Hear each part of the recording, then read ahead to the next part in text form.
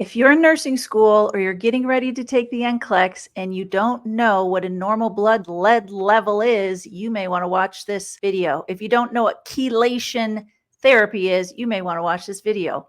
Stay tuned, and I'll teach you all about those things coming right up.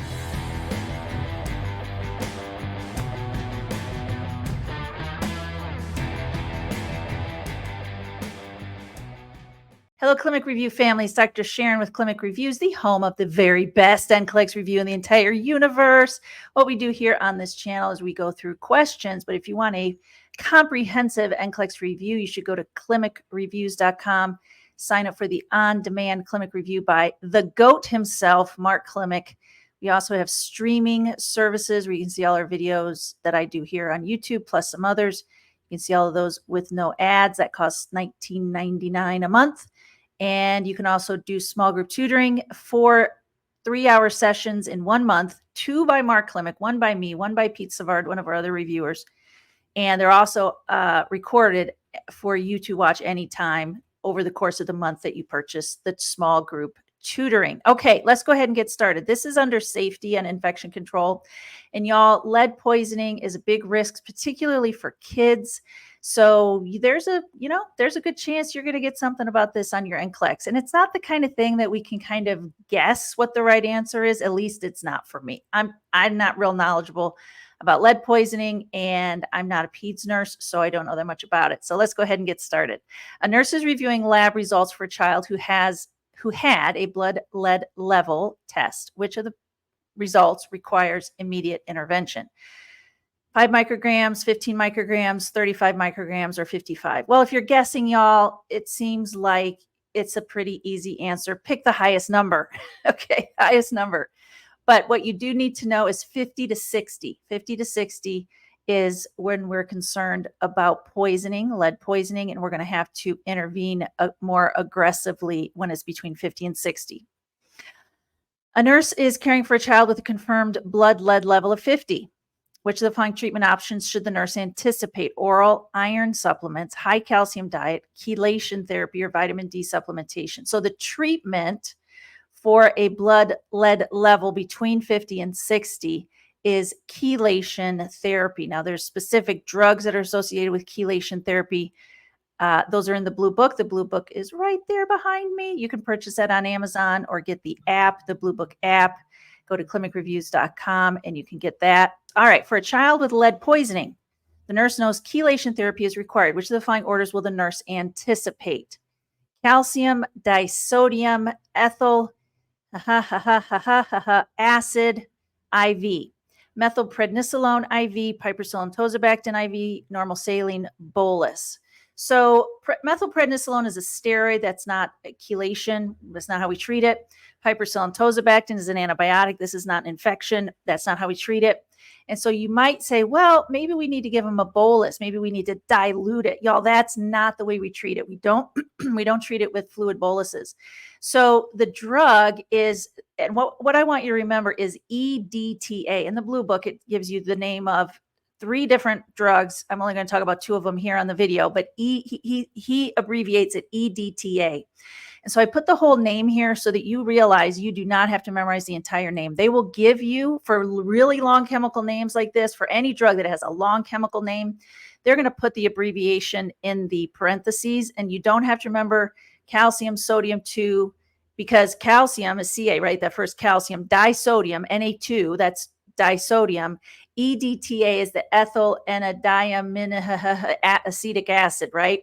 So don't memorize that. Just remember EDTA, and it can be given IV. It can also be given IM if it needs to be. A 2-year-old is brought to the emergency department with suspected lead poisoning. Which of the following is the most common cause of lead poisoning in children?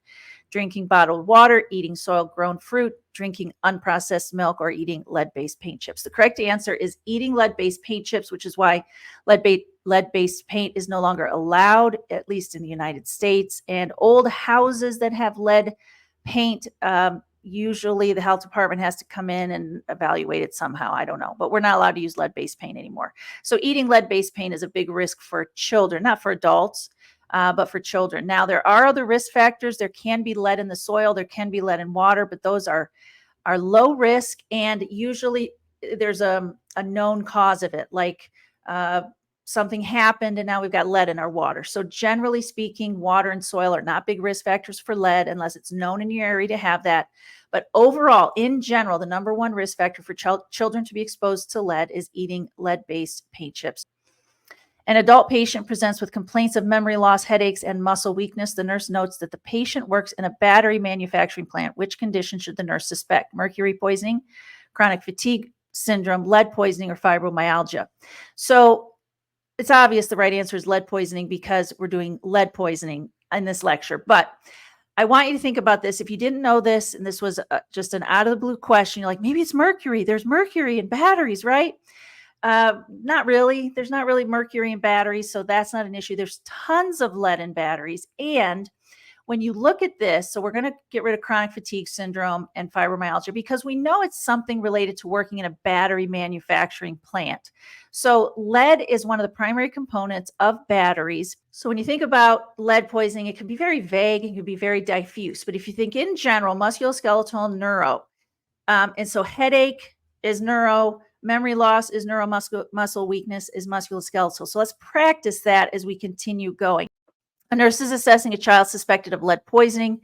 Which of the following symptoms would be indicative of chronic lead exposure? So let's think about this. So we're going to think musculoskeletal and neurological. And what I want you to do is I want you to turn each of the symptoms into a body system. So frequent urination and excessive thirst. So that's hydration. That's renal. So renal and hydration, that's A. Irritability, fatigue, and abdominal pain. So irritability, generally, we think of that as neurological because it's an early sign of neurological change. Fatigue, we think of as musculoskeletal. Abdominal pain, that's fairly generic and diffuse. And so I go, well, the symptoms of lead poisoning are fairly generic and diffuse. So I'm not going to rule it out based on abdominal pain. But irritability and fatigue are definitely neuro and musculoskeletal. Rapid heart rate and hypertension, those are cardiac symptoms. Rash and itching, those are skin symptoms. So which one is the closest to what I said about musculoskeletal and neuro? The one that's closest to what I said, generally speaking, about musculoskeletal and neuro, as well as kind of diffuse symptoms, is B.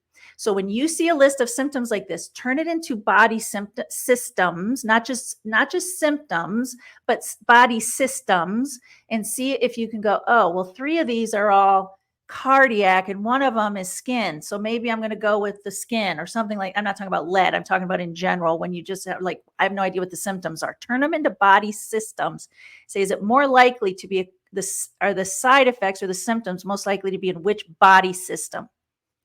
A nurse is educating parents about the signs and symptoms of lead poisoning in children. Which symptoms should the nurse emphasize as an early indicator? Unexplained fever, hyperactivity and attention problems, sudden weight loss, or skin discoloration. So again, we're going to turn this into body systems.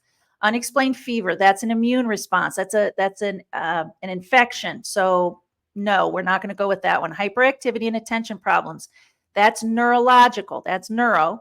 Sudden weight loss, that's a very vague symptom. It could mean literally anything. And so I'm not going to focus on that because weight loss is so vague. I don't know where even to classify that. Skin discoloration, that's skin. So which one is neuro? It's B, hyperactivity and attention problems. So that's the correct answer.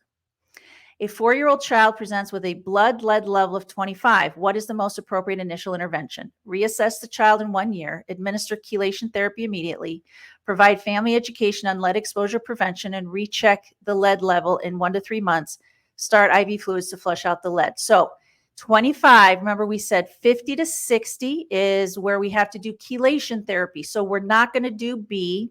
A does not seem aggressive enough. 25, we've got a blood lead level, and I don't really think we want to wait a year to do something. And we know flushing it out doesn't do anything. And C is a great NCLEX answer. Provide education on how to prevent the problem and reassess in 1 to 3 months to see what's going on with this. C is a great NCLEX answer. We like that. It's the kind of NCLEX answer I look for. Makes me think that might be the right answer. So that's lead poisoning and blood lead levels. I hope that was helpful to you. It's not real long, but I definitely think it could help you with at least one of the questions you get on NCLEX. Hope you have a great rest of your day and good luck in school if you're in school. Good luck as a nurse if you're a nurse, and good luck on your NCLEX.